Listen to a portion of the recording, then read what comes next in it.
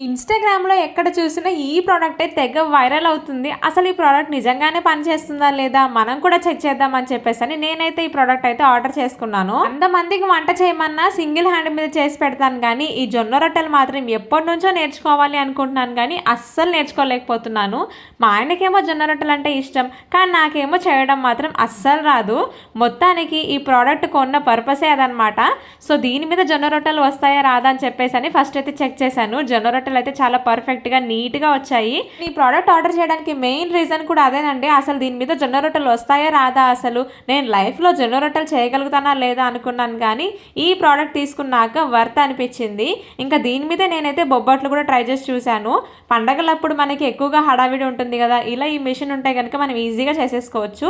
బొబ్బట్లు చేసిన తర్వాత నేనైతే చపాతీ కూడా చేసి చూశాననమాట.